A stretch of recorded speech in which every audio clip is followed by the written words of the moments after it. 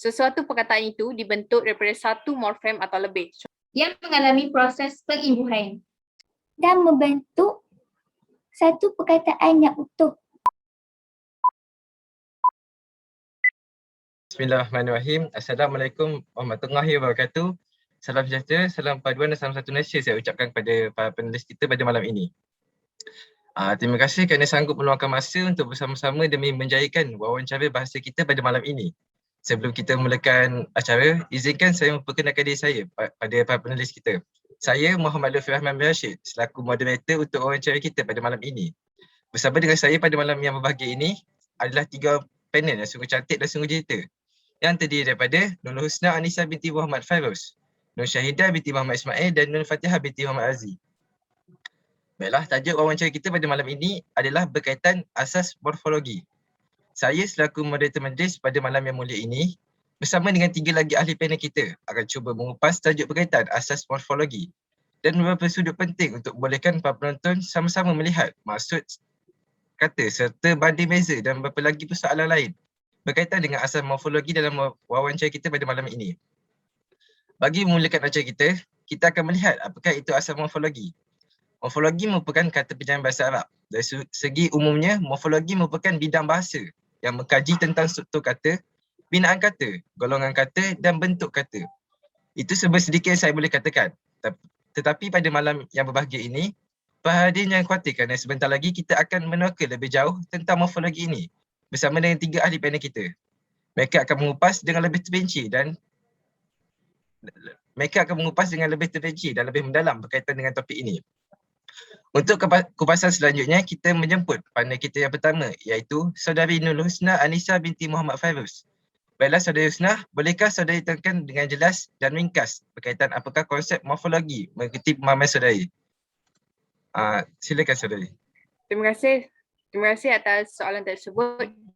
Pada pandangan saya, morfologi adalah bidang ilmu bahasa yang mengkaji perkataan dari segi struktur, bentuk dan penggolongan kata. Dengan struktur kata dimaksudkan susunan bentuk bunyi, ujaran atau lambang atau tulisan yang menjadi unit bahasa yang bermakna. Bentuk kata pula ialah rupa unit tata bahasa sama ada berbentuk tunggal atau hasil daripada proses pengimbuhan, pemajmukan dan penggandaan.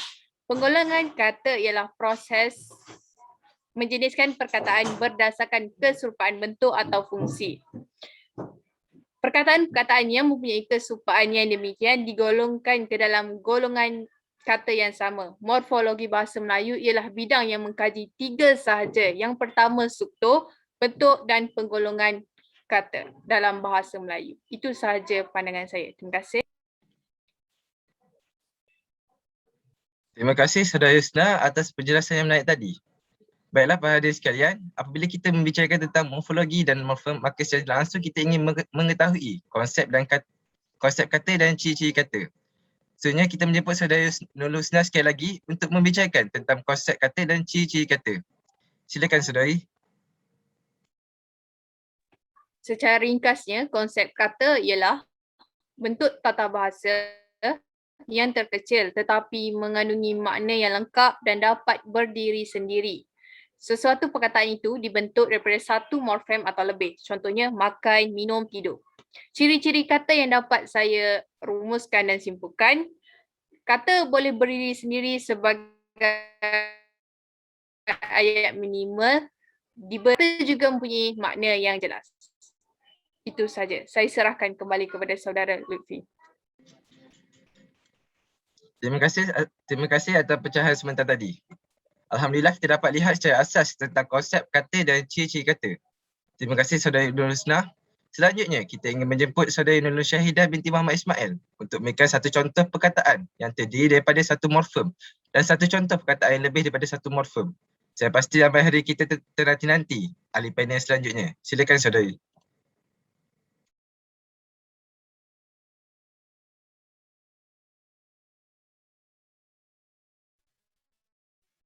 Manakala contoh perkataan yang lebih daripada satu morfem pula ialah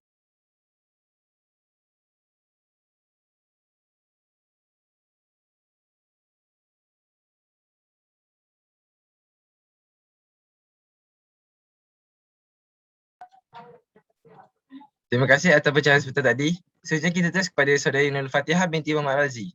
Soalan saya, bolehkah saudari terangkan sedikit tentang konsep kata tunggal?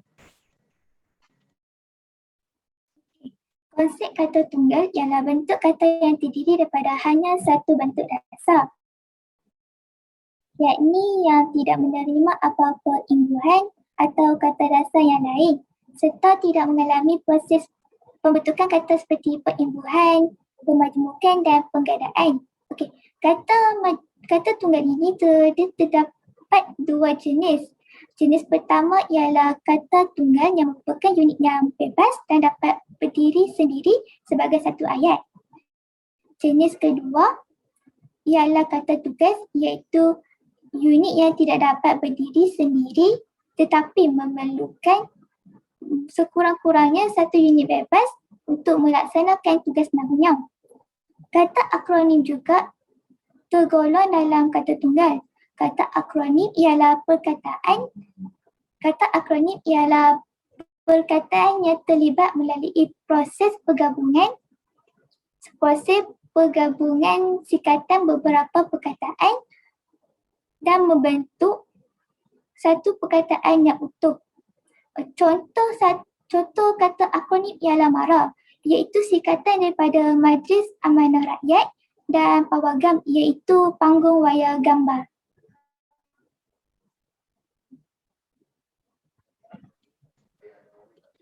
Terima kasih saudari Fatihah atas pencerahan sebentar tadi. Yang sangat menarik minat saya dan saya pasti hadirin dan hadirat juga berasa tertarik dengan maklumat yang diberikan sebentar tadi. Seterusnya, kita menjemput saudari Nurul Fatihah sekali lagi untuk menerangkan berkaitan konsep kata terbitan dan bagaimanakah kata terbitan itu terbentuk berserta dengan contoh. Saya yakin saudari masih lagi bersemangat dan tidak akan gusik untuk sama-sama berkongsi maklumat bersama dengan para hadirin. Bagaimanakah konsep kata terbitan dan bagaimanakah kata terbitan itu terbentuk berserta dengan contoh? Menurut pemahaman saudari, silakan saudari.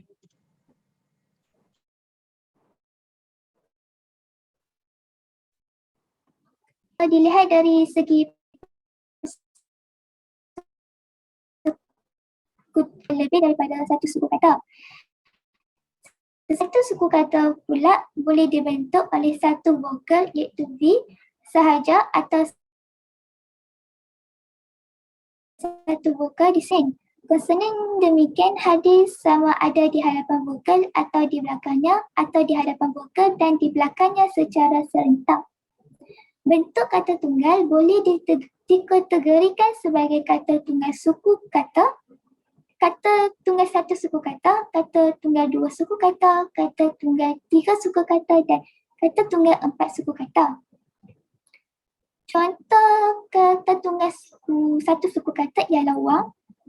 Wang itu merupakan KVK, konsonan, vokal, konsonan.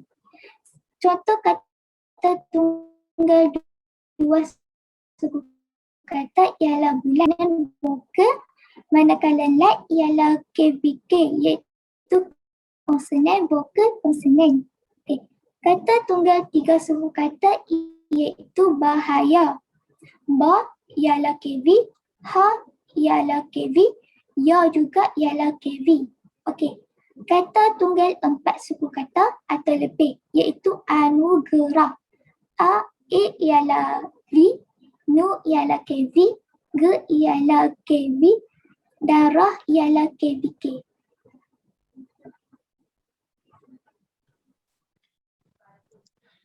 Baiklah, terima kasih kepada panelis ketiga kita.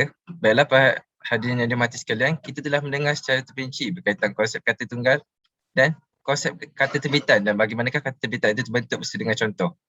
Dengan jelas daripada panelis ketiga kita. Untuk pusingan seterusnya, kita akan teruskan sesi wawancara kita dengan imbuhan apitan, awalan, akhiran dan sisipan dan kedudukan imbuhan tersebut. Saya persilakan saudari Nurul Husna bagi menjawab persoalan berikutnya berkaitan dengan imbuhan apitan, awalan, akhiran dan sisipan dan nyatakan kedudukan imbuhan tersebut. Dipersilakan saudari Nurul Husna.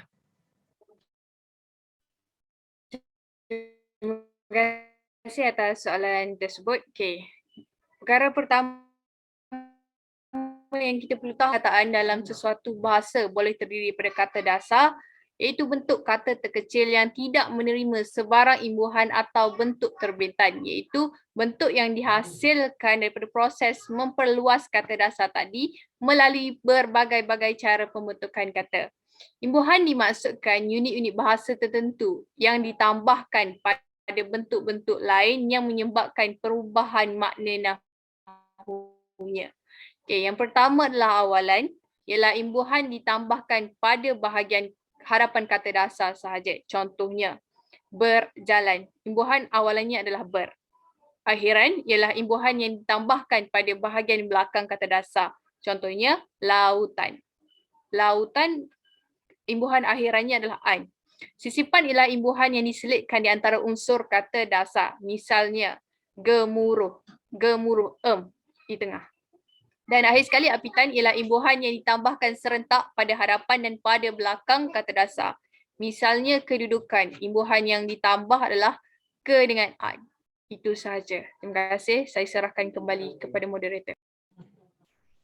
Terima kasih kepada panelis kita atas pandangan beliau yang sangat menarik tadi.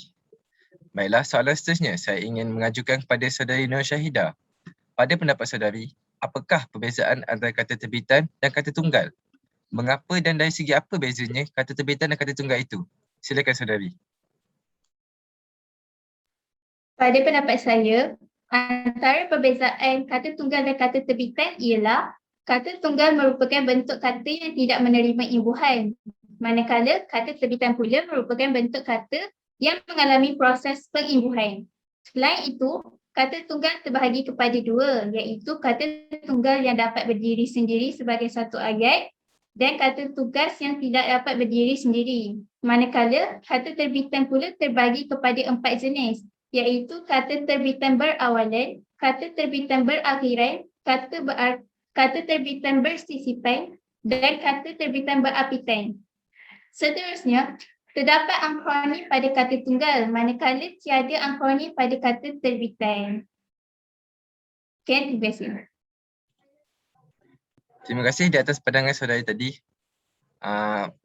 Baiklah, soalan yang terakhir yang ingin saya ajukan kepada saudari Nur Fatihah. Dari sudut pemahaman saudari, apakah ciri-ciri kata tunggal dan kata terbitan? Silakan saudari. Ciri-ciri bagi kata tunggal ialah unit yang bebas dan dapat berdiri sendiri sebagai satu ayat. Selain itu, kata tunggal boleh terdiri daripada satu suku kata atau lebih daripada satu suku kata. Contoh kata tunggal satu suku kata di, oh, wow. Okey. Ciri-ciri bagi kata terbitan pula ialah terdiri daripada kata dasar yang mengalami proses perimbuhan. Contohnya, berjalan dan melompat. Imbuhan ber dan me merupakan kata terbitan awalan. Kedua ialah ciri-ciri yang kedua ialah kata terbitan ini tidak mempunyai akronim. Sekian, terima kasih. Baiklah, terima kasih atas pandangan saudari yang sangat jelas dan padat sebentar tadi. Sebelum saya mengakhiri wawancara ini, sekali lagi saya mengucapkan jutaan terima kasih kepada ketiga-tiga panelis kita yang telah berkongsi maklumat yang sangat banyak kepada saya serta perhatian tentang asas morfologi. Terima kasih yang tidak terhingga juga kepada Dr. Afah binti Ahmad, pensyarah subjek asas tata bahasa yang telah banyak memberi tunjuk ajar serta memberi peluang kepada kami untuk menjayakan wawancara pada malam ini.